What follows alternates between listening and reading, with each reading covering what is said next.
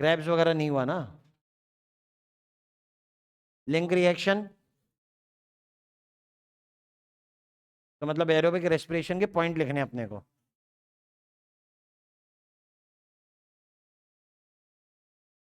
कहाँ कलम रख गए भैया?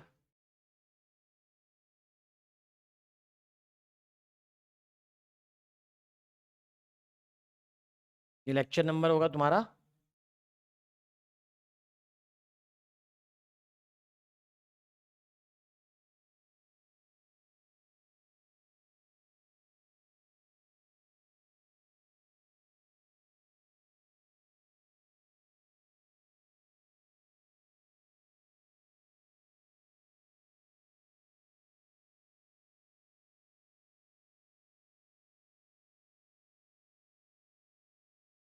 तो हमें पढ़ना है एरोबिक रेस्पिरेशन के बारे में। जो पायरुवेट बनाए हैं उसके अंदर 3 कार्बन बाकी हैं।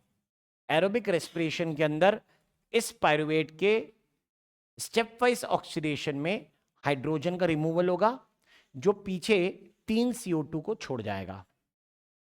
ठीक है। नंबर दूसरी घटना कि ये जो हाइड्रोजन है इन्हें कुछ कोएंजाइम्स ने पिक किया था, जैसे कि NAD और FAD। जब इन्होंने पिक किया तो ये रेड्यूस हुए थे और इन्होंने बनाया था NADH2 और FADH2। तो NADH2 और FADH2 जब बने थे तो हमने कहा कि ये आगे जाके इलेक्ट्रॉन ट्रांसफर के जरिए अपना इलेक्ट्रॉन ऑक्सीजन को देंगे, जो अल्टीमेटली वाटर मॉलिक्यूल बनाएगा जिसके साथ ATP सिंथेसिस कपल्ड होता है। तो एरोबिक रेस्पिरेशन में 2 चीजें होनी है, CO2 का रिमूवल होना है और वाटर का। ये वाटर मेटाबॉलिक वाटर कहलाएगा। वाटर में जाने वाली हाइड्रोजन किसकी है? ऑर्गेनिक कंपाउंड की। CO2 में जाने वाला कार्बन और ऑक्सीजन किसका है? ऑर्गेनिक कंपाउंड का। वाटर में जाने वाली ऑक्सीजन किसके हिस्से की है? जो बाहर से ली गई। इसलिए बोल रहे हैं अगर एरोबिक रेस्पिरेशन है, बाहर से O2 आती है तो H2O निकलता है, नहीं तो H2O नहीं निकलता। अगर अनएरोबिक है, कोई ऑक्सीजन ले ही नहीं रहा, तो वाटर भी नहीं देगा।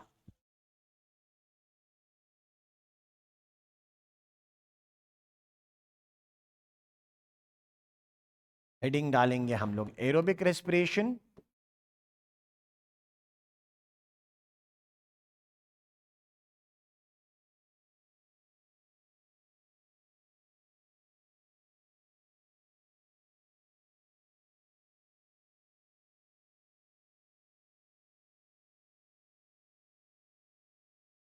तो ऐसी सारी बातें बता सकते हैं जिसमें हम लोग लिख चुके हैं। Aerobic respiration is the process just leads to a complete oxidation of organic substances, presence of oxygen. बेटा देख क्या लिखना है वो सुनना, क्लियर? आप लिखना complete oxidation of aerobic substances, फिर डालना एरो, फिर लिखना प्रेजेंस ऑफ ऑक्सीजन, और तब हम लोग कहते हैं प्रोडक्ट में क्या लिखोगे? CO2, water, large amount of energy. अगला एरो डाल के ये लिखना। सारी चीजें लिखने की जरूरत नहीं है, जितने को बॉक्स में डालना ना केवल वही एरोबिक रेस्पिरेशन हेडिंग, उसके नीचे की बातें जो लिखनी है। बोले this type of respiration is most common in higher organism, जैसे क्या लिख रहे हैं? यूकेरियोट्स। ठीक है, समझ गए? लेकिन इसके अलावा भी कुछ और।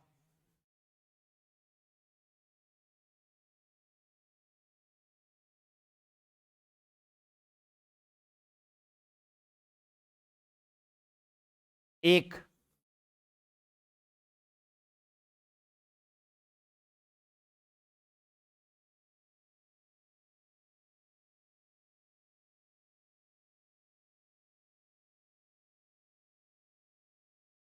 The crucial event in aerobic respiration are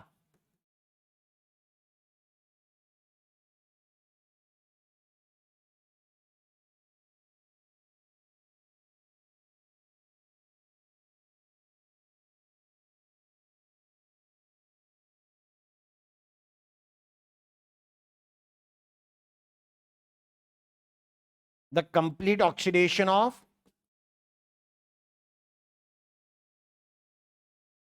pyruvic acid. कितने कार्बन एटम होते हैं इसमें? 3। By step wise removal of H।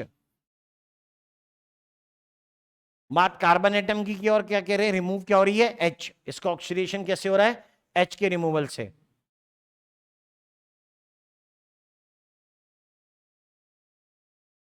Leave या फिर इन्वॉल्व, या कह सकते हो इंक्लूड, इन्वॉल्व लिखते हैं, involves removal of 3 molecules of CO2। यहां पे 3 मॉलिक्यूल CO2 के निकल गए। जब क्या निकल रहा था साथ में, हाइड्रोजन। एक नंबर, दूसरा, इस हाइड्रोजन के पास जो 2 इलेक्ट्रॉन है, सॉरी एक,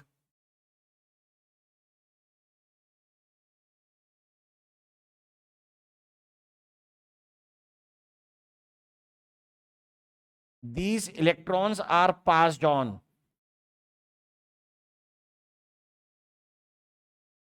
in electron transport chain या transport system.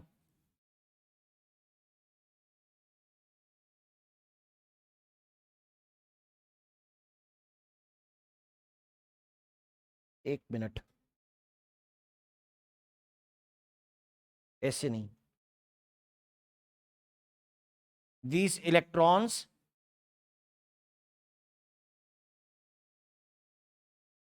were the part of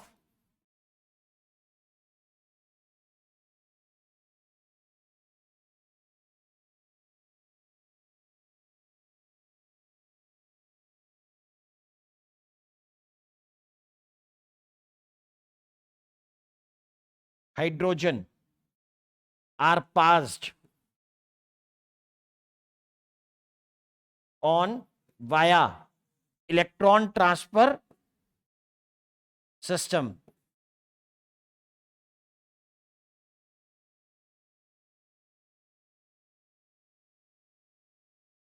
to oxygen। ये ऑक्सीजन के पास जाएगा।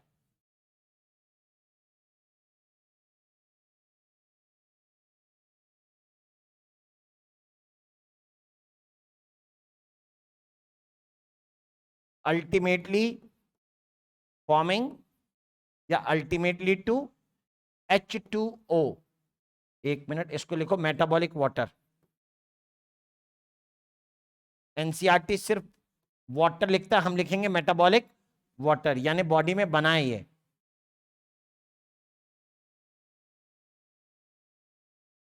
Coupled with ATP synthesis.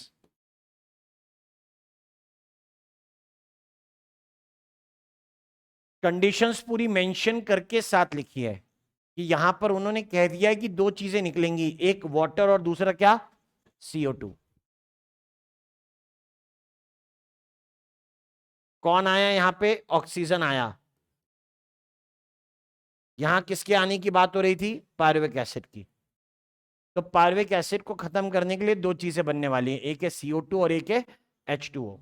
जब मैं ये कहता हूं कि ये एक यूकेरियोटिक सेल में कॉमन है, तो ये बताओ एरोबिक रेस्पिरेशन यूकेरियोटिक सेल में कहां है। अरे, एरोबिक रेस्पिरेशन यूकेरियोटिक सेल में कहां होगा, अरे माइटोकॉन्ड्रिया में होगा। यानी हम लोग ये बात कहते हैं कि पायरुविक एसिड को माइटोकॉन्ड्रिया में लाना पड़ेगा ना पहले। तो ग्लूकोज से टूटकर बना पायरुविक एसिड साइटोप्लाज्म से माइटोकॉन्ड्रिया में लाया जाए, उसके बाद ये वाली स्टेप्स देखी जाएंगी। ओके, अभी जरा आगे बढ़ाते हैं इसको हम। पहले आएगा लिंक रिएक्शन, लिंक रिएक्शन के बाद में आता है क्रेब्स TCA साइकिल।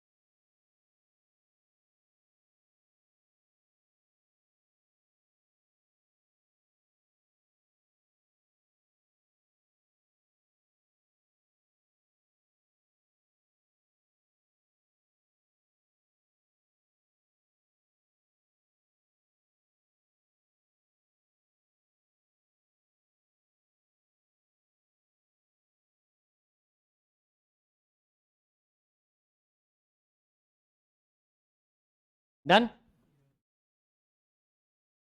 हमने कुछ पूछा था पिछली क्लास में, पूछा क्या था, कहा था करने के लिए, सीधी बात वो है। कहाँ पहुंची गाड़ी, ये भी नहीं हो पाया। हो गया है, करते हैं बात।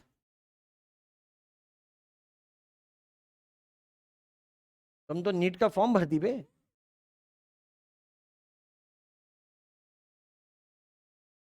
ये कौन सी बुक है? हैं? हाँ वो ठीक है।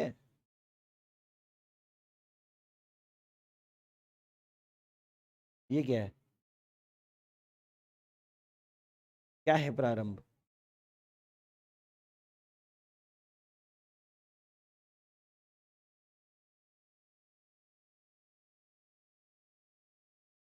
ये भी देख डाला तुमने?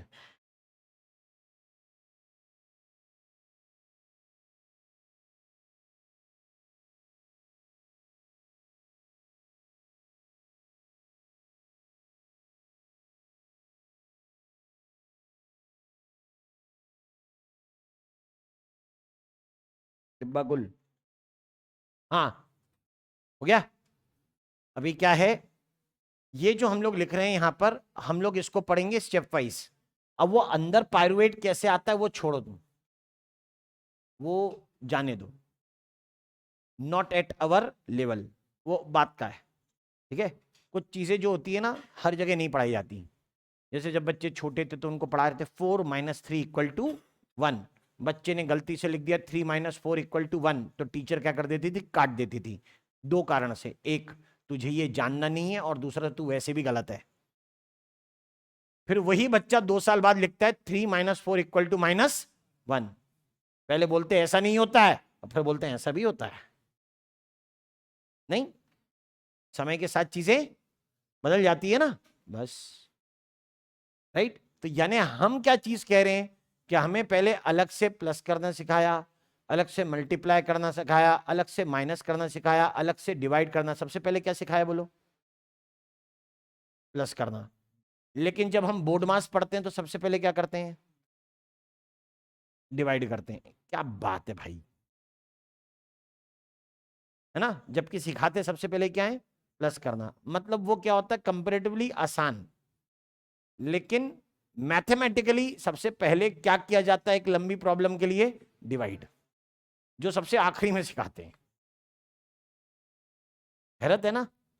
बताइए। और सच्चाई ये बताएं कि डिवाइड और मल्टीप्लाई करने की जरूरत आज की डेट में कहीं पड़ती है क्या? इतना ही मल्टीप्लाई करना होता है कि एक NaDH2 से 3 ATP बनेंगे, तो ये बताओ 4 NaDH2 से कितने ATP बनेंगे? 4 3 12, खत्म। 20 का पहाड़ आता है। या आइए मिलिए वंडर बॉय से, इसको याद है 230 तक के पहाड़े। क्या करेंगे?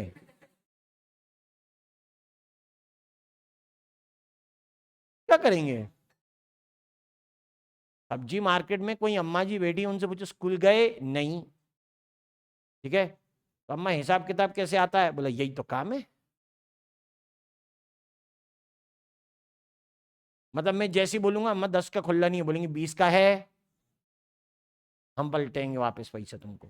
तुम कुछ भी दो, मतलब every type of plus minus combination they know very well. नहीं, मतलब पत्थर से अंदाजा लगा लेते हैं कि 100 ग्राम का, भैया चेक करवा लेना कहीं पे भी, बाट की जगह पत्थर रख दिया है कि नहीं। तो ये वो वाली बात हम लोग कहते हैं कि देट कुछ चीजें होती हैं जो प्रैक्टिकल अप्रोच पे चलती है। तो अभी वो पायरुवेट अंदर कैसे आया उसको छोड़िए। ठीक है, अभी ये वाली बात हो रही है कि पायरुवेट एसिड अगर अंदर आ जाए तो उसका क्या होने वाला है। क्योंकि यहाँ यूकेरियोटिक लिखा है तो माइटोकॉन्ड्रिया, जाहिर सी बात है कि माइटोकॉन्ड्रिया का नाम हमें लेना ही पड़ेगा। लेकिन पहले मैं जो बात कह रहा हूं उसके बारे में ध्यान से सुनिएगा। ये आई सबसे पहले लिंक रिएक्शन। एरोबिक रेस्पिरेशन में पहली चीज यही है। क्या कह रहे हैं? रिएक्शन कैटलाइज्ड बाय एंजाइम, कौन सा है? Pyruvate dehydrogenase, require the participation of several coenzyme including NAD+ and coenzyme A। ये एज इट इज उतारना है, इसमें कोई अंतर नहीं है। अब जरा जगह बताओ, लिंक रिएक्शन कहां आ रहा है? तो मैं जबरदस्ती लाइनें क्यों बनाऊं? किताब में तो जबरदस्ती की लाइनें बढ़ा के लिखते हैं कि अगर तुम्हें एरोबिक रेस्पिरेशन करना होगा तो पायरुविक एसिड को माइटोकॉन्ड्रियल मैट्रिक्स में लाना होगा। इतना क्यों लिखना? ले, coenzyme A in matrix of mitochondrial ए, हो गया, खत्म।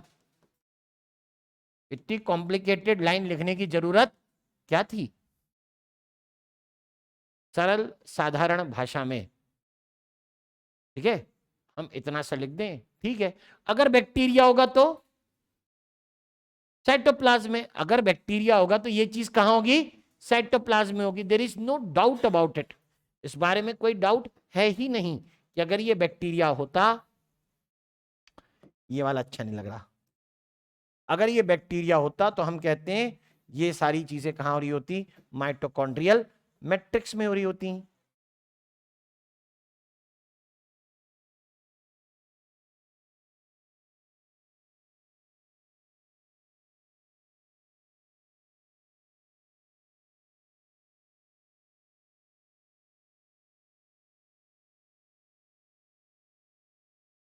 इन एरोबिक बैक्टीरिया, रुको रुको, ये स्टेप लिखना मत, नहीं नहीं नहीं, रुको रुको, चल पहले यही कर देता हूं मैं, नहीं तो तुम मानोगे तो होनी क्या करूंगा मैं।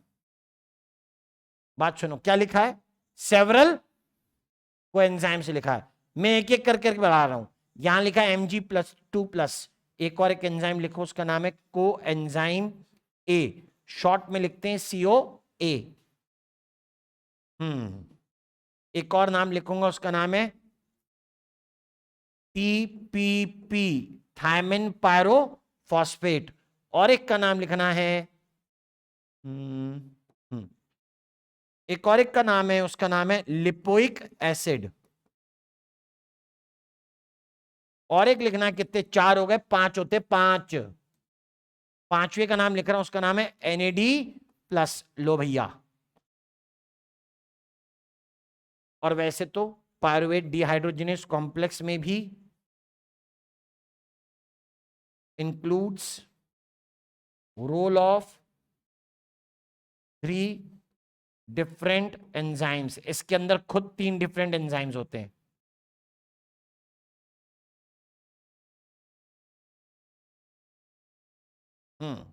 तुम उस पर ध्यान दो, मैं इस पे ध्यान देता हूं। In aerobic bacteria,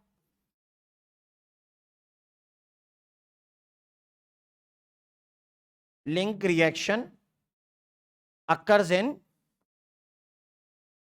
cytoplasm, link reaction cytoplasm में होती है।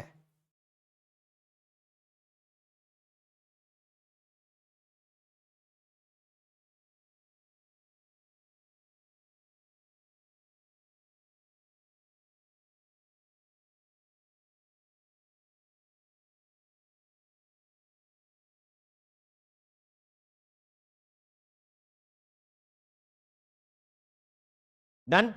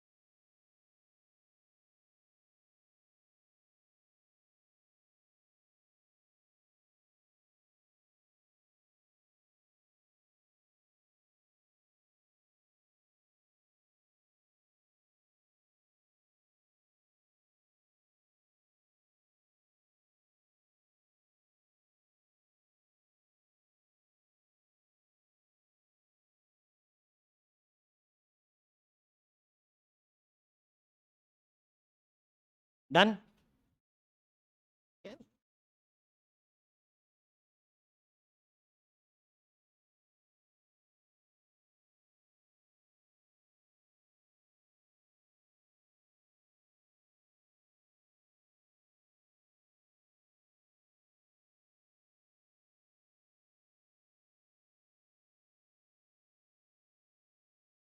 डन है। अब देख, वो पूछ रहे हैं लिंक रिएक्शन नाम क्यों पड़ा, तो मैं बस इतनी सी बात इसके बारे में कह पाऊंगा कि मैं इसे लिंक रिएक्शन इसलिए कहता हूं क्योंकि इसे गेटवे रिएक्शन भी कहता हूं, क्योंकि ये ग्लाइकोलिसिस यानी अनएरोबिक रेस्पिरेशन को किससे कनेक्ट करता है? एरोबिक रेस्पिरेशन से। तो link reaction also as gateway reaction.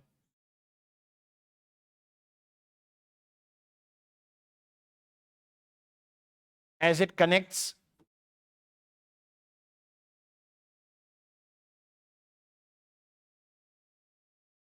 anaerobic respiration to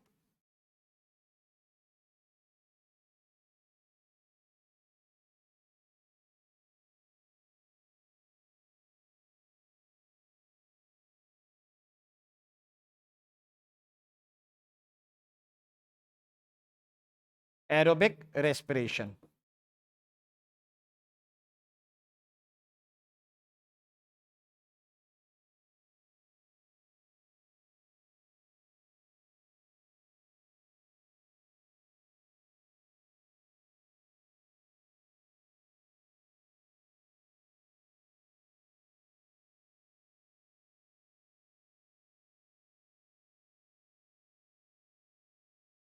किनारे में पायरुविक एसिड अच्छा नहीं लग रहा, शोभा नहीं दे रहा है, बीच में करते हैं।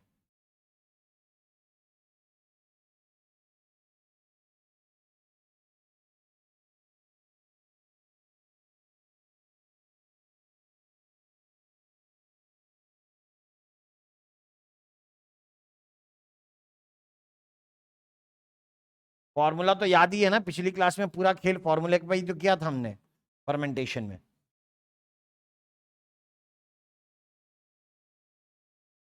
ओके,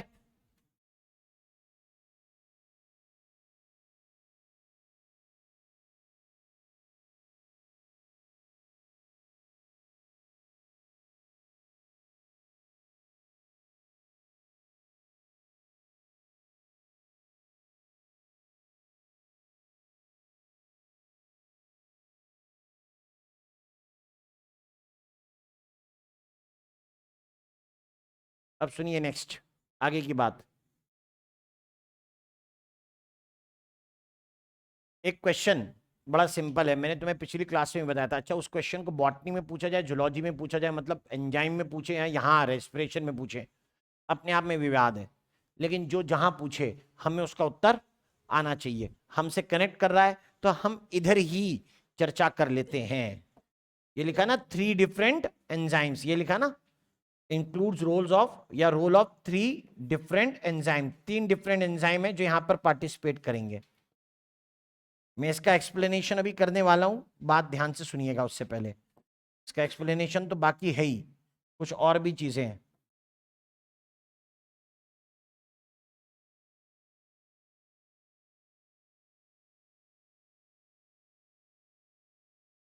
ठीक है, कुछ और भी चीजें रहेंगी। मैं क्या कहने वाला हूं यहां पे, उन बातों को ध्यान दें।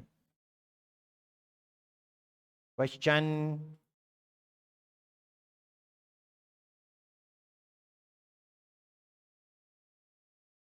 which of the following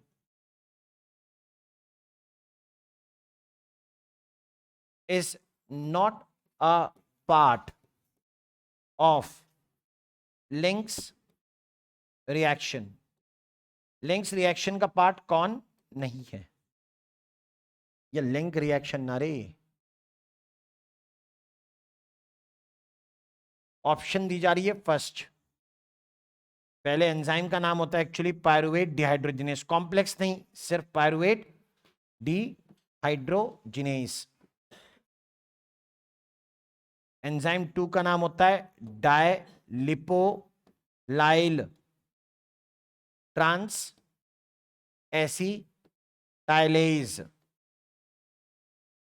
third enzyme का नाम होता है डायलिपोलाइल डिहाइड्रोजिनेस। अरे मैं क्यों बोल रहा हूं यार, मैं तो क्वेश्चन पूछ रहा हूं।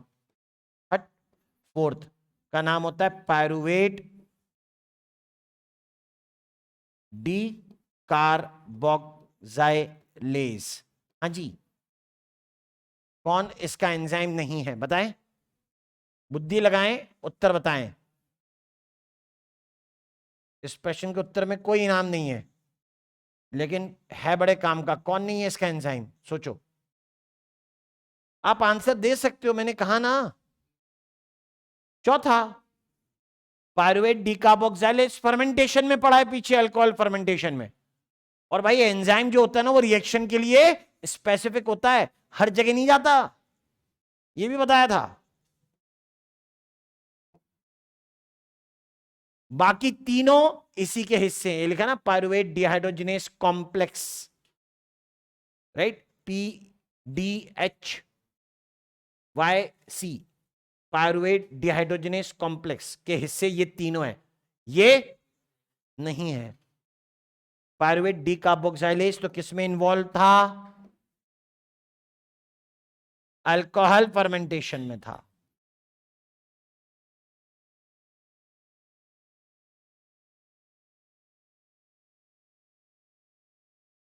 हाँ, तो चलिए इसके बारे में बात करते हैं। जहां CO2 निकले उसे क्या बोलते हो, बोलो, डी कार्बोक्सिलेशन।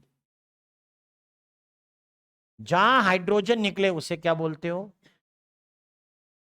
अरे ऑक्सीडेशन तो बोलते हैं, लेकिन हाइड्रोजन के लिए क्या बोलोगे, डिहाइड्रोजिनेशन। और जहां डिहाइड्रोजिनेशन हुआ है वहां ऑटोमेटिकली आप क्या बोलोगे, ऑक्सीडेशन भी हुआ है। तो इसका मतलब है ये रिएक्शन को अगर आपको केमिस्ट्री में लिखना होता, इस रिएक्शन की केमिस्ट्री ये है, ऑक्सीडेटिव डीकार्बोक्सिलेशन डिहाइड्रोजनेशन। किसके लिए लग रहा है, लिंक रिएक्शन के लिए। लिंक रिएक्शन के लिए आप ऑक्सीडेटिव डीकार्बोक्सिलेशन डिहाइड्रोजनेशन भी यूज कर सकते हैं। मेरे पास पायरुवेट 3 कार्बन एटम था, CO2 निकल गई, ये 1 कार्बन एटम गया, और यहां एसिटाइल लिखा हुआ है, इसमें कितने कार्बन एटम होंगे, 2, 2 ही कार्बन बचे हैं। एक CO2 जा चुकी है, 3 जानी है, 1 चली गई है, 3 जानी है, 1 चली गई है।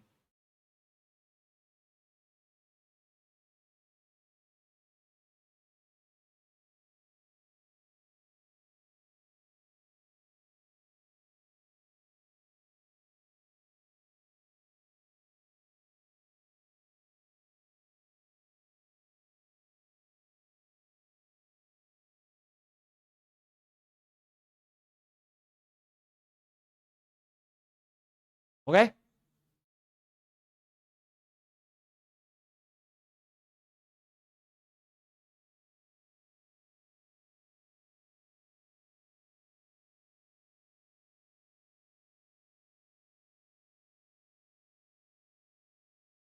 कोएंजाइम उन्हें कहते हैं जो रिएक्शन में जाएं और ऐसे तैसे वापस आ जाएं बिना किसी बदलाव के। यहां NAD अभी टाइम भर के लिए NADH2 बनाए हुए है, और कोएंजाइम में अभी एसिटाइल के साथ में जुड़ा हुआ है, अभी वो भी लौट जाएंगे।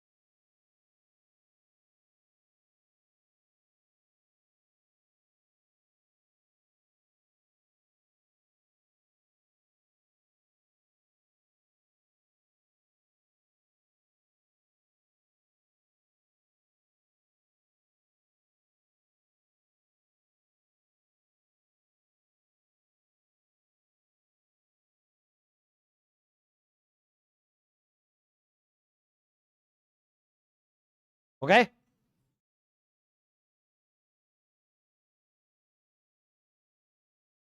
आगे का स्टेप, अगला स्टेप जिसका नाम है Krebs TCA cycle. H A Krebs, Nobel prize भी मिला इन्हें, और इनका नाम दूसरी जगह पे भी आता है मेटाबॉलिक पाथवे की स्टडीज में। ठीक है, बायोकेमिस्ट्री में बड़ा नाम। एच ए क्रेब्स को हम लोग, आप लोग पढ़ते हैं कहीं एक्सक्रीशन में भी। यहां पर क्रेब्स साइकिल का जो मेटाबॉलिज्म है, इसमें एटीपी बनने हैं। वो जो मैकेनिज्म है एक्सक्रीटरी वाला, उसके अंदर एटीपी खर्च होते हैं। दोनों बातें बहुत अलग है। क्रेब्स साइकिल में जो चीजें आती हैं, पहला नाम उसको उसके डिस्कवरर के कारण मिला है, Krebs, right, H A Krebs. Number दूसरी चीज, साइकिल लिखने का मतलब होता है जो चीज जहां से शुरू हो अगर वहीं वापस लौट आए। खत्म नहीं बोलना कि वो वहीं खत्म होती है, तो फिर वो साइकिल है ही नहीं। शब्दों पर ध्यान दें, शब्द सही रहेंगे अपन लॉजिकली परफेक्ट लगेंगे। किसी के सामने बोलेंगे तो उन्हें समझ में आएगा कि हाँ भैया बहुत तोल के बोल रहा है। ओके, तो साइकिल इसलिए बोला है क्योंकि जहां से शुरू होगा वहीं वापस लौट आएगा, और इसी तरीके से कंटिन्यूटी बनी रहेगी। इसका और एक नाम है, उसको हम लोग बोलते हैं सिट्रिक एसिड साइकिल, क्योंकि बनने वाला पहला कंपाउंड सिट्रिक एसिड। एक और नाम लिख सकता हूं, क्रेब्स टीसीए साइकिल, जहां टीसीए का मतलब होता है ट्राई कार्बोक्सिलिक एसिड। अब सिट्रिक एसिड में ही 3 कार्बोक्सिल ग्रुप है, तो नाम भी समझ में आता है, ट्राई कार्बोक्सिलिक एसिड। ओके, देखते हैं साइकिल में क्या क्या होता है। अभी तक हम लोगों ने जो चीजें खोदी हैं वो है एक CO2 और 2 H भी चले गए हैं। हर बार NAD कितने H उठा रहा है? 2। ग्लाइकोलिसिस से यही कहानी चल रही है। अगर एक ग्लूकोज है तो लिंक रिएक्शन कितनी बार होगा? 2 बार। क्रेब्स साइकिल भी कितना बार होगा? 2 बार। तो वो कंपाउंड जो आगे क्रेब्स साइकिल चलाएगा उसका नाम होता है एसिटाइल कोएंजाइम ए। ठीक है, उसका नाम एसिटाइल कोएंजाइम ए होगा।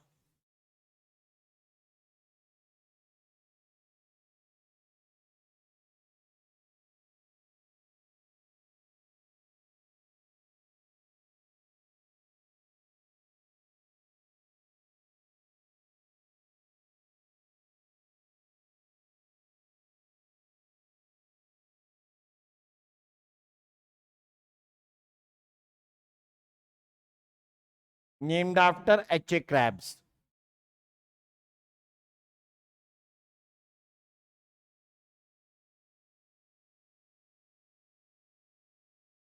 It starts with condensation of oxaloacetic acid, short में याद कर लो OAA, 4 carbon atom, with acetyl कितने carbon atom? 2,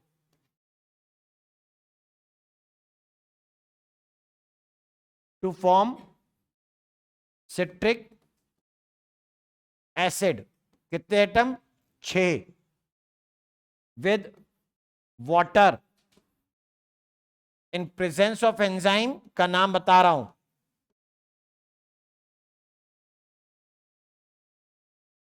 citrate synthase. Synthase है बेटा। लोग मान सकते हैं कि क्लास 4 है, नहीं, ये क्लास 2 एंजाइम है। असली में ट्रांसफरेज, लाइएज नहीं। असली में नाम पर मत जाना, पुराना नाम है सिंथेज। पहले इसे क्लास 4 एंजाइम मानते थे, पता है ना। 1 होते हैं ऑक्सीडोरिडक्टेज, दूसरे होते हैं ट्रांसफरेज, तीसरे होते हैं हाइड्रोलेज, चौथे आइसोमरेज, पांचवे लाइएज, और छठे लाइएज। ऐसे कुछ है, पता नहीं। असली में ट्रांसफरेज है, यानी क्लास 2। वो जो भी हो, मुझे किससे मतलब है? ऑक्सैलो एसिटिक एसिड के नाम से मतलब है,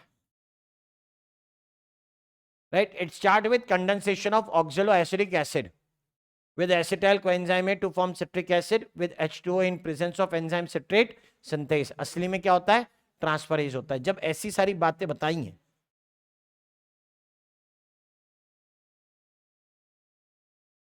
तो हमें कुछ और भी बताना है। क्या बताना है वो जाने। तो ये सारी चीजें जब हम मेंशन करते हैं तो इसके अंदर कुछ चीजें हैं जो हम लोगों को डिस्कस करनी पड़ेंगी।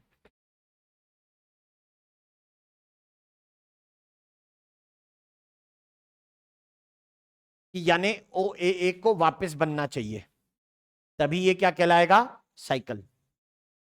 सिट्रिक एसिड इसका प्रोडक्ट बना है, ठीक है। सिट्रिक एसिड जो है वो प्रोडक्ट है, वो जाने दे, उससे मतलब नहीं है। बीइंग प्रोडक्ट, एक minute, being first compound citric acid, क्योंकि पहला कंपाउंड सिट्रिक एसिड है, it is also named as citric acid cycle.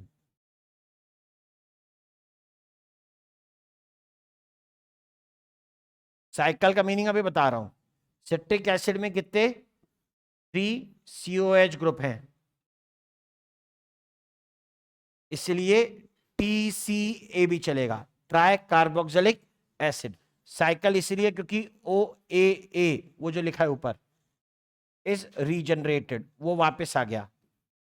अच्छा, 6 कार्बन एटम का कंपाउंड तो बना, 6 कार्बन एटम का कंपाउंड तो बना, लेकिन हमने ऑब्जर्व किया कि 4 कार्बन वाला वापस आ गया, यानी 2 कार्बन जो पायरुवेट के बच्चे थे एसिटाइल में वो भी चले गए।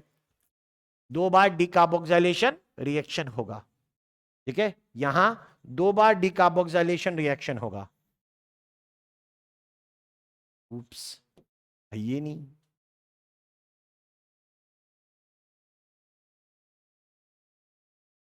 ये हो गई ऊपर की लाइंस।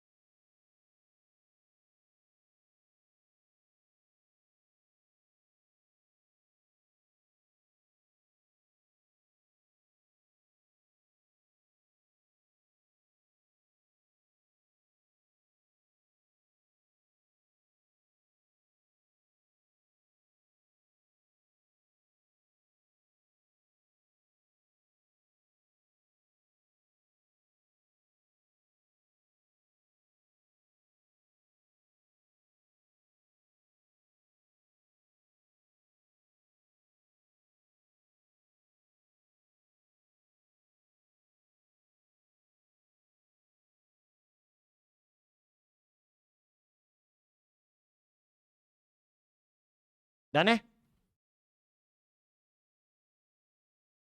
पहुंच गए होगे भी।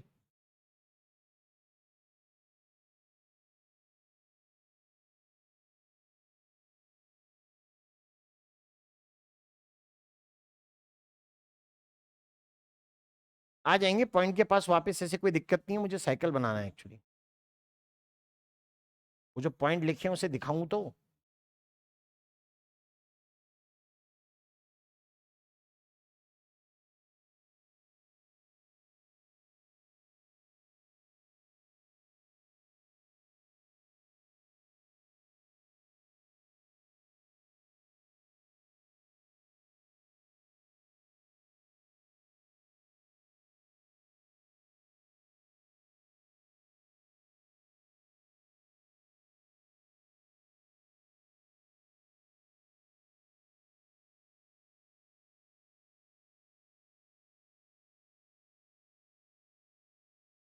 एसिटाइल कोएंजाइम है, 2 कार्बन का कंपाउंड,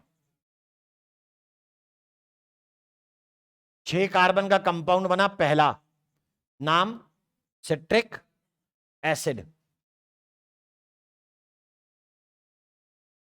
सिट्रिक एसिड के बाद बनेगा दूसरा कंपाउंड, तीसरा,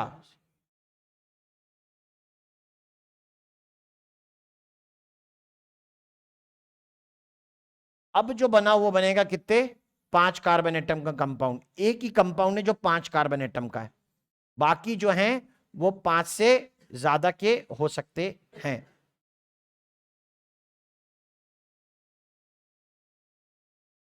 या 5 से कम के, ये 6 के हैं। चलो 6 वालों को पहले पूरा भर लें, उसके बाद बाकियों के बारे में बात करेंगे। ये इसमें आएगा ही नहीं, लंबा करो। ये इसमें नहीं आएगा, लंबा करो। ये भी नहीं आएगा, लंबा करो, लंबा करो। ठीक, यहां पर नाम बना पहला एंजाइम, पहला कंपाउंड नाम है सिट्रिक एसिड। कितने कार्बन एटम लिख रहा हूं, 6। अभी इनके जो निकलेंगे वो बात अलग से। यहां पर बनेगा, उसका नाम है सिस एक्ोनिटिक एसिड। एनसीईआरटी में नहीं है लेकिन हम लिख रहे हैं, हमें चाहिए। यह है आइसोसिट्रिक एसिड। यहां बनेगा ऑक्जेलो सक्सेनिक एसिड, और इधर बनेगा नाम अल्फा कीटो ग्लूटारिक एसिड।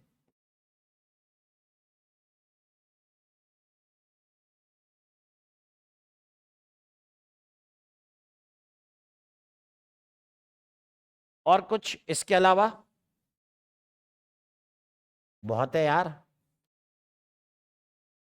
अभी कहां, अभी तो एक और एक की बारी आ गई। यहां पे थोड़ा छोटा कर देता हूं, नाम इतना बड़ा है नहीं इनका, इतने बड़े काम भी नहीं है इनके। ये 4 कार्बन एटम के हैं, these are for 4 carbon atoms. यानी कीटोग्लूटारेट अकेला 5 कार्बन एटम का है। सक्सिनाइल कोएंजाइम में succinic acid, fumaric acid, malic acid, और ये वही बन गया जहां से सब कुछ चालू हुआ था, oxaloacetic acid. Okay, oxaloacetic acid को सबसे पहले लिखते हैं, बड़ी कदर करिए उसकी। सबसे पहले वही था, ओ एक्सेलो एसिटिक एसिड। कितने कार्बन एटम, 4। से पहले फिमेरिक एसिड, कितने कार्बन एटम, ओहो sorry sorry sorry, malic acid है ये, मैलिक एसिड। कितने carbon atom, 4। Okay, malic acid से पहले नाम है फिमेरिक एसिड। कितने कार्बन एटम, सेम, 4। रुक ही नहीं रहे। यहां है सक्सेनिक एसिड, कार्बन एटम इसके भी कितने, 4।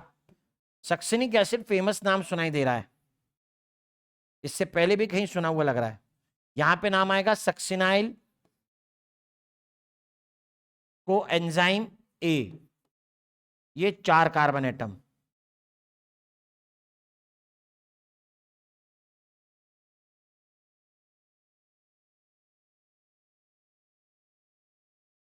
और वो ऊपर कौन सा कलर दिखेगा, दिख रहा है क्या, झकर पकर बिल्कुल।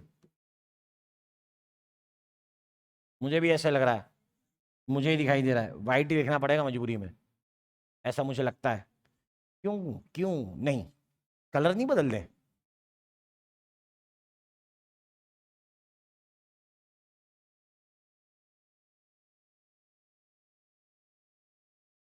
अरे ये तो डिब्बा अलग कलर का है ना।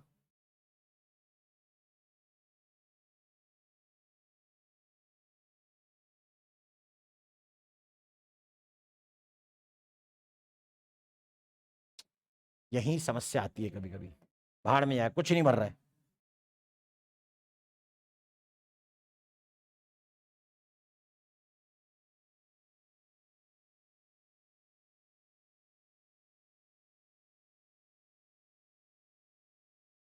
क्या, एसिटाइल कोएंजाइम ए, कितने कार्बन एटम, अब ये नहीं आए, एसिटाइल कोएंजाइम ए, कितने कार्बन, 2।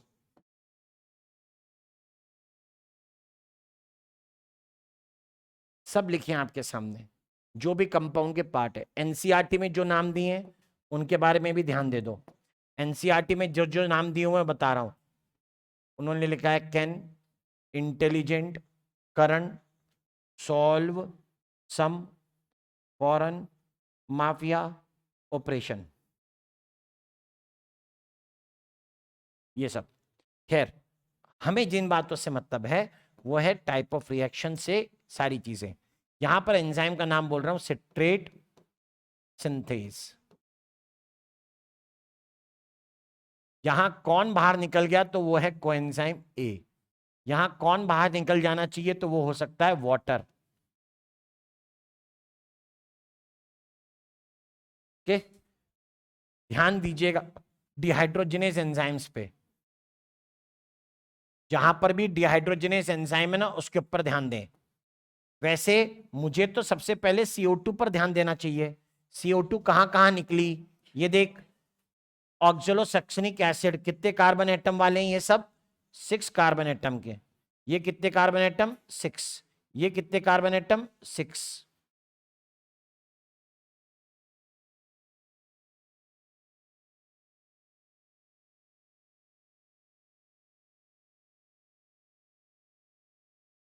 राइट, ये सब 6 कार्बन एटम के। और मैं कह रहा हूं यहां पर 6 कार्बन एटम से कितने बच गए, केवल 5। Only 5 are left in ketoglutarate. Ketoglutarate में सिर्फ 5 कार्बन एटम है। इसका मतलब है कि इसके कार्बन गए कहां, किसने ले लिए, CO2 ने, गई बाहर। CO2 is lost.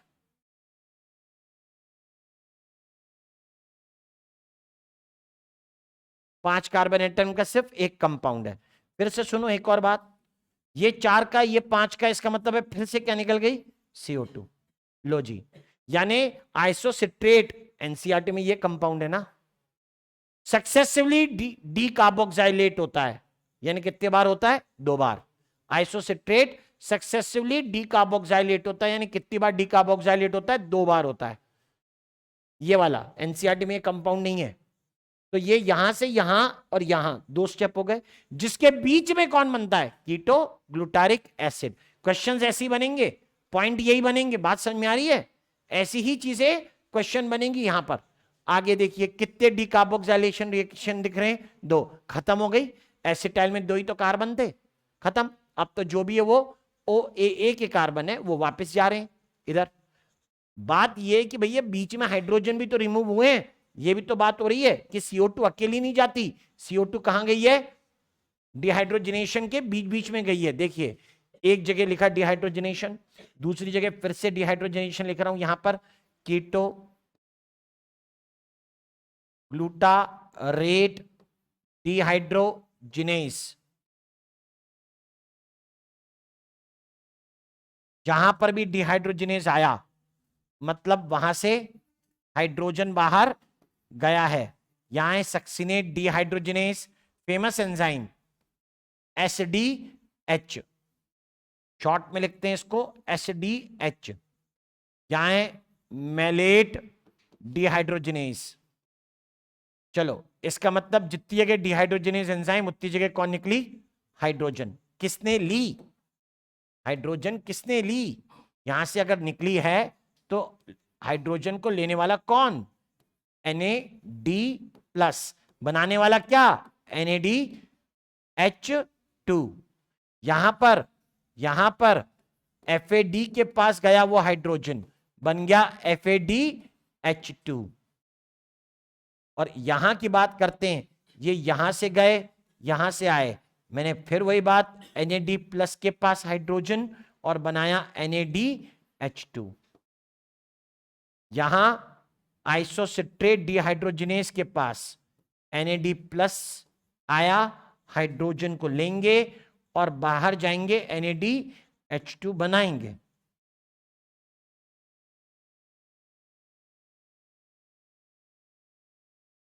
मैं जो ऑब्जर्व कर पा रहा हूं यहां पे FADH2 और NADH2 को मिलाकर I am having formation of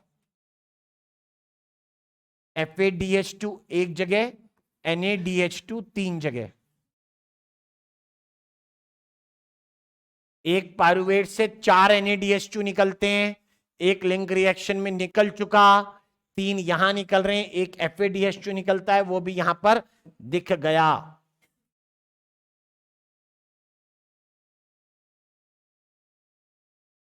कुछ और रिएक्शन जो इंपॉर्टेंट बनते हैं वो भी बता देते हैं।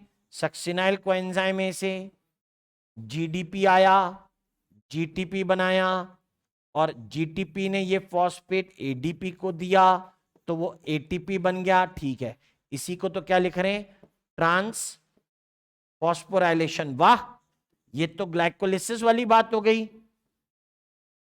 ये तो ग्लाइकोलिसिस के जैसा हो गया, लेकिन ग्लाइकोलिसिस में कोई CO2 नहीं निकल रही है।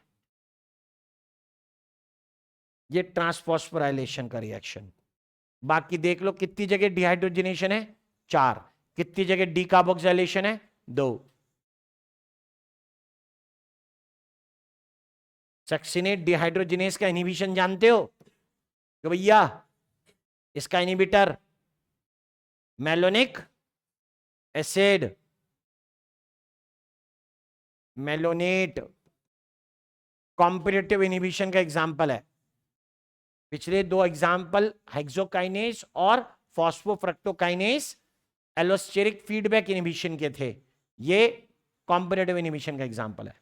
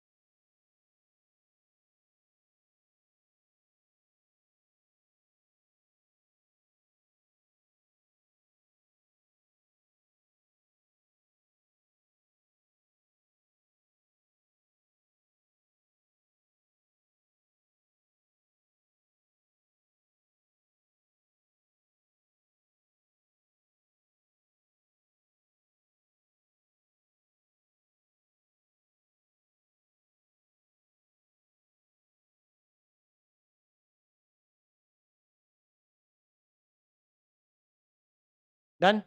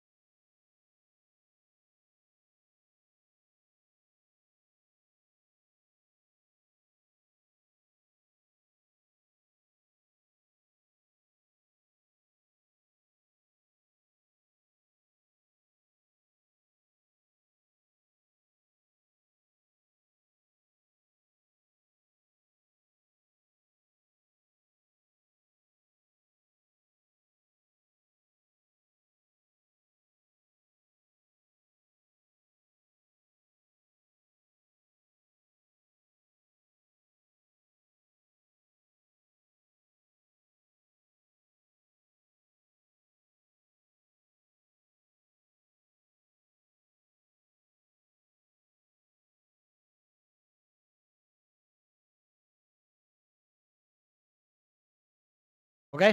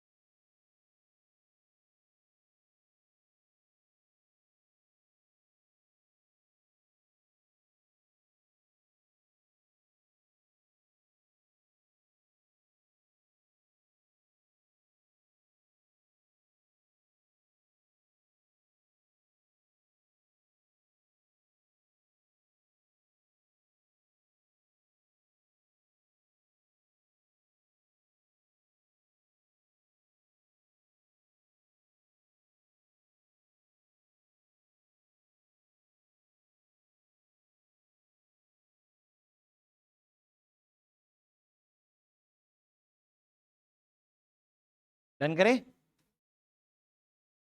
अरे भैया,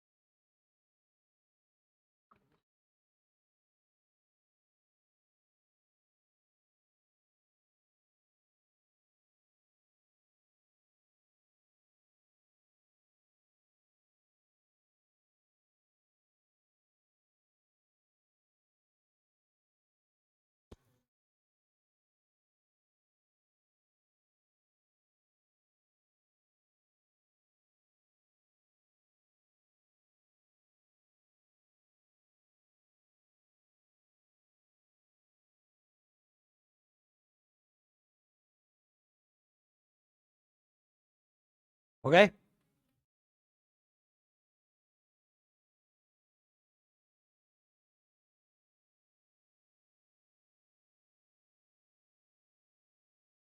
तो देख, हम यहां तक थे। मुझे क्या लिखना है, मैंने पहले ही बोल दिया कि मैं करता हूं एक काम, मैं लगा देता हूं सारी लिस्ट कि पहले बताना है हमें डिहाइड्रोजनेशन। जिस तरीके का स्टेप लिखा है ना पीछे एरोबिक रेस्पिरेशन में, दो लाइनें लिखी थी। पहले कहा था कि step wise oxidation of pyruvate by the removal of hydrogen. तो पहले रिमूवल ऑफ हाइड्रोजन वाले स्टेप पढ़ते हैं। रिमूवल ऑफ हाइड्रोजन, या क्या कहेंगे, डी हाइड्रोजनेशन, या इसी को क्या कहेंगे, ऑक्सीडेशन स्टेप्स।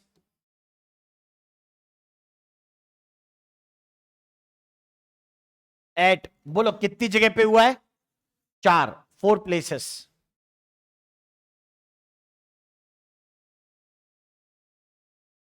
चार जगह पे होता है।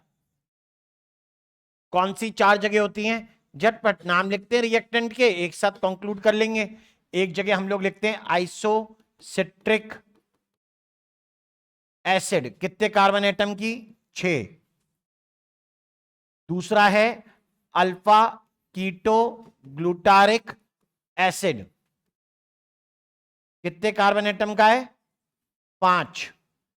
तीसरा केस है सक्सेनिक एसिड, कितने कार्बन का है?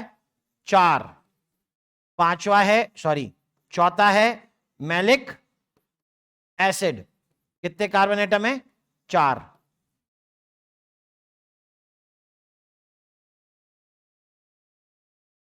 एक, ये दूसरे का, तीसरे का, और ये चौथे का। इनमें सबसे जरूरी जिसको पढ़ रहे हैं वो सक्सेनिक एसिड है। अभी बता रहा हूं क्यों। सक्सेनिक एसिड, यहां पे एक मिनट, आइसोसिट्रेट से बनने वाला कंपाउंड क्या था? ऑक्जेलो सक्सेनिक एसिड। भाई गोल भी कर लेगा ना, कोई फर्क नहीं पड़ेगा, सीधे क्या लिख दो, कीटो ग्लूटारेट। कितने कार्बन है? ये भी 6। यहां पर क्या बनेगा? सक्सेनाइल कोएंजाइम ए। कितने कार्बन एटम है? बोलो। 4। यहां क्या है? फ्यूमेरिक एसिड बनेगा। मैंने कहा ये बहुत इंपॉर्टेंट रिएक्शन है। एक मिनट बता रहा हूं। कितने कार्बन एटम इसमें? 4। यहां पे बना ओ ए। कितने कार्बन एटम इसमें? 4।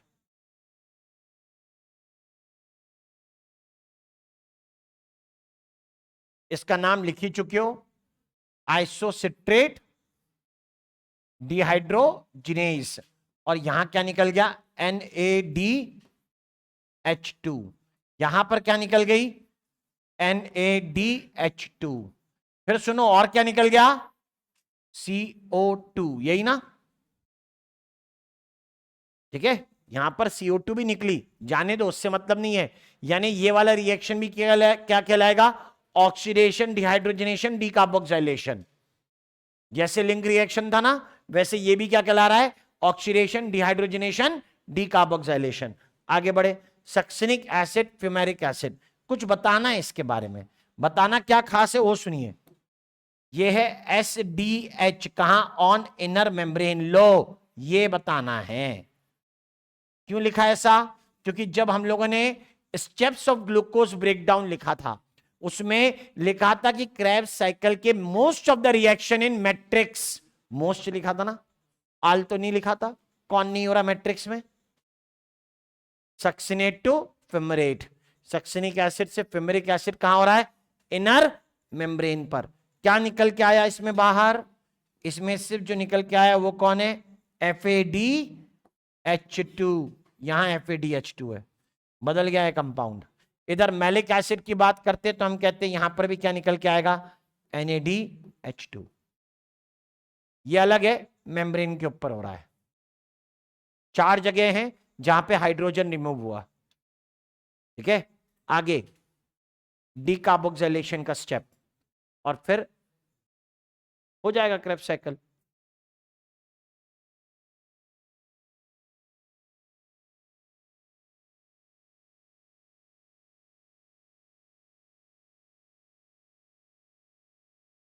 ये जितने लिखे हैं ना साइकिल में, अल्फा कीटो ग्लूटारेट तक, यहां से लेकर यहां तक, ये सब TC हैं और ये सब DC है।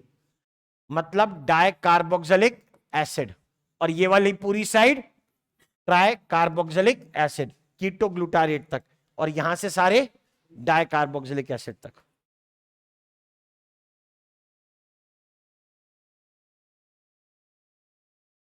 रिएक्शन समझे? बड़ा कॉम्प्लिकेटेड, रेस्पिरेशन अकेला चैप्टर, रिएक्शन लिख के दे दिया, बोला बताओ इसमें डिहाइड्रोजनेशन हुआ था या नहीं हुआ था।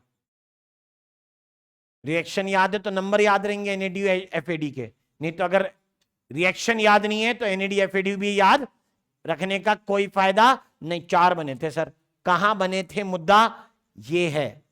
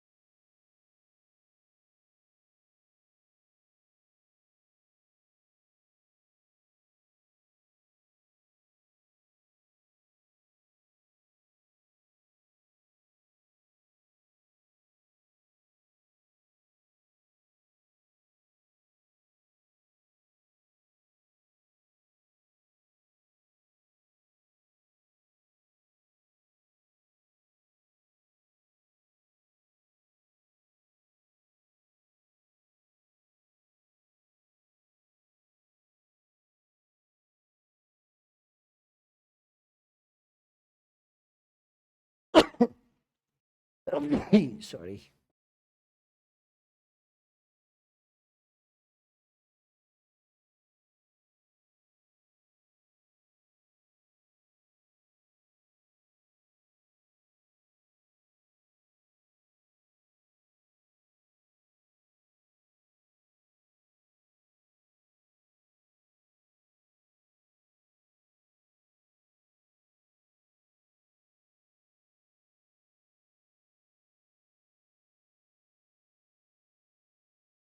हो गए?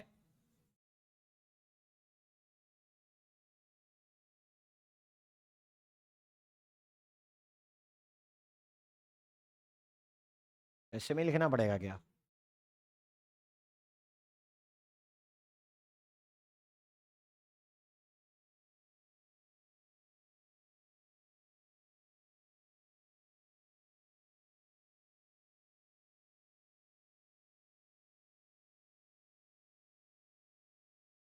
टू स्टेप्स या 1 minute, two steps of decarboxylation, या इसको लिखने का दूसरा तरीका सुन, और isocitric acid is successively decarboxylated. क्या लिखा है? सक्सेसिवली। कौन सा कंपाउंड? Isocitric acid. मुझे पता है कि इसके अंदर कितने कार्बन है? 6। सक्सेसिवली डीकार्बोक्सिलेटेड कौन? आइसोसिट्रिक। और जब ऐसा है तो ये बोल रहे हैं आइसोसिट्रेट कितनी बार डीकार्बोक्सिलेट हुआ? 2 बार। इसका एक और मीनिंग क्या होगा? आइसोसिट्रेट 6 कार्बन इज डीकार्बोक्सिलेटेड, क्या लिखोगे? ट्वाइस। इसे लोग ऐसे भी लिख सकते हैं, जहां नाम आएगा आइसोसिट्रिक एसिड, इस पे मैं लिखूंगा 6 कार्बन एटम, बीच में बनेगा कीटो ग्लूटारिक एसिड, जिस पर लिखूंगा 5 कार्बन एटम, और लिखूंगा only compound to have 5 carbon atom in Krebs cycle actually. और फिर वापस नीचे लिखूंगा मैं सक्सिनाइल को एंजाइम ए।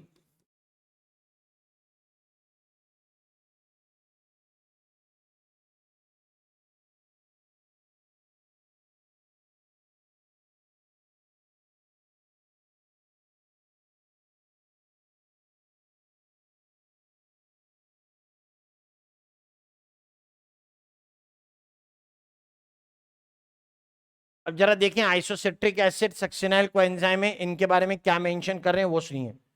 मुझे किससे मतलब है? आइसोसिट्रिक एसिड से। फोकस इसी पे रहे, शिफ्ट ना होने पाए। क्या निकली यहां से? CO2। फोकस नंबर दूसरा क्या निकले? CO2। यह है हमारा फोकस नंबर सेकंड। हमें इससे मतलब है कि CO2 निकल रही है। किससे निकल रही है? आइसोसिट्रिक एसिड से 2 बारी में निकल रही है।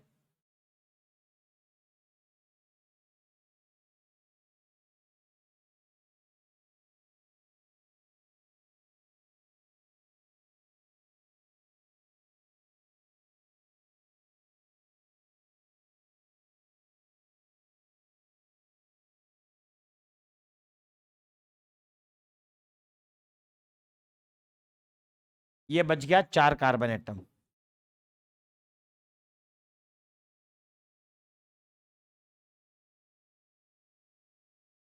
ये बताने के लिए इसको भाव नहीं दे रहे अपन, हम इस कंपाउंड को बीच में भाव दे देंगे ना, तो इंपॉर्टेंस उस लाइन का कम हो जाएगा। एक्चुअली में वही PYQ है। कि किस कंपाउंड का 2 बार या आइसोसिट्रेस का कितनी बार डीकार्बोक्सिलेशन लिया है। ये तो कोई भी याद कर लेगा कि कीटोग्लूटारेट में 5 कार्बन एटम होते हैं।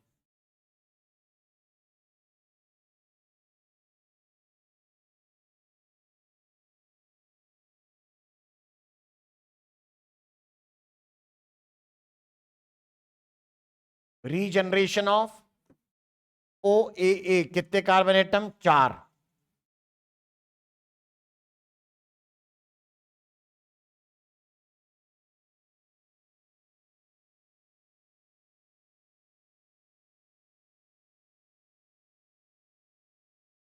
तो रीजनरेशन ऑफ ओ ए जब मैं मेंशन करता हूं तो मैं कहता हूं विल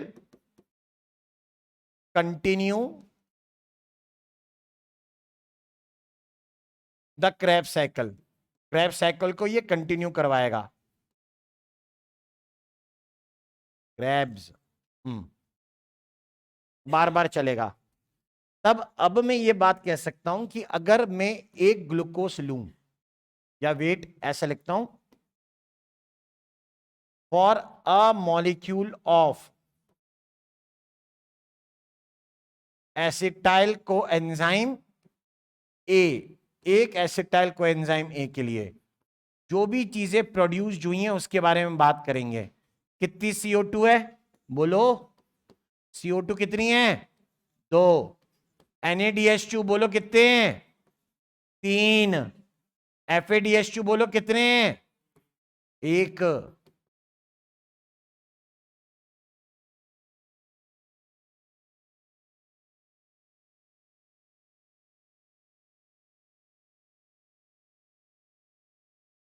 चल ग्लाइकोलाइसिस से कंपेयर कर, खुद से ट्राई करो, पॉइंट क्या बनाओगे। इस बार मैं टेबल भी नहीं बना के दे रहा, इस बार मैं टेबल भी नहीं बना रहा, वो भी मैं नहीं बनाऊंगा। वो पॉइंट भी तुम्हें ढूंढने किस बेसिस पे ग्लाइकोलिसिस और क्रेब्स CCA साइकिल को सेम बोलोगे। सोचो क्या दोनों में क्या कॉमन है। अबे अभी लिखा है पीछे, अभी लिखा है ना पीछे, क्या यार? ATP बाय ट्रांसफॉस्फोराइलेशन एक, दूसरा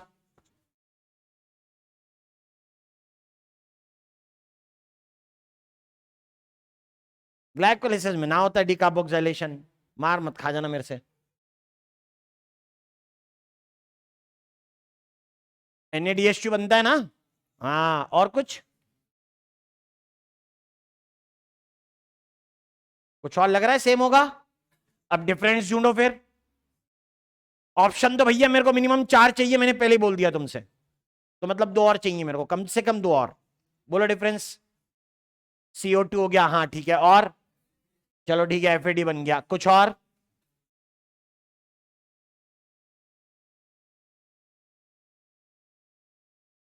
हे भगवान, साइट ऑफ अकरेंस, 3 भेद और 2 सिमिलरिटी। यार कुछ भी करते हो, नहीं कुछ नहीं करते हो। जो बहुत कुछ करे ना उसके लिए बोलते हैं क्या यार कुछ भी करता रहता है।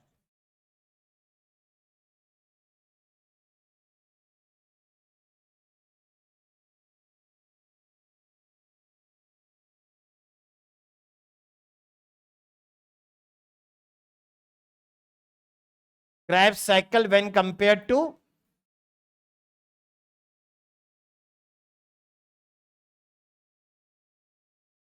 glycolysis।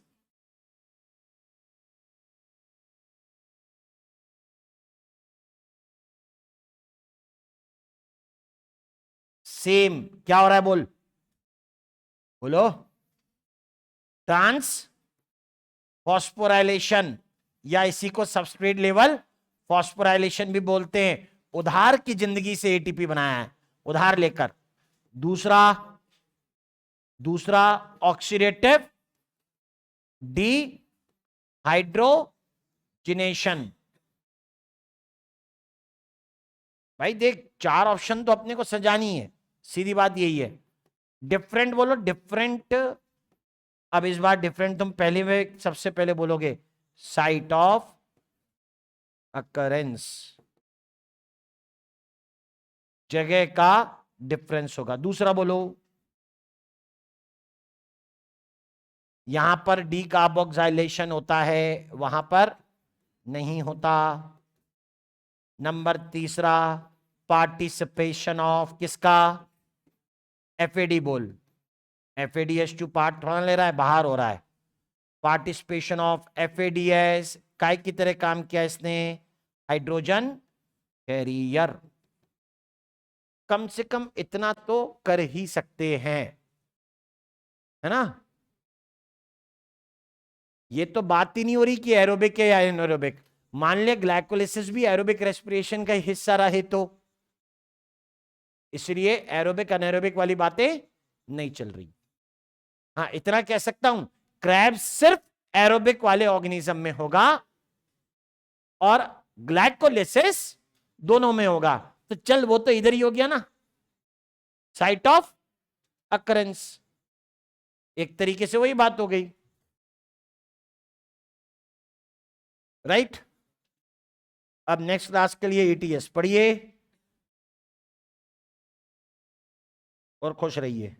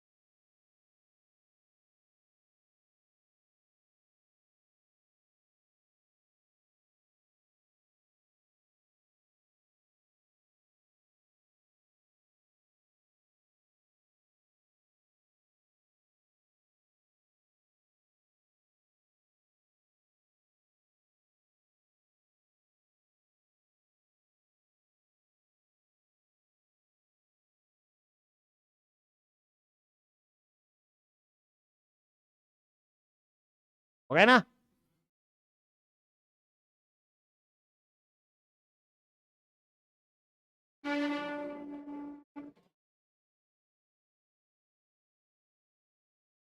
इसको एज इट इज सेव करना है।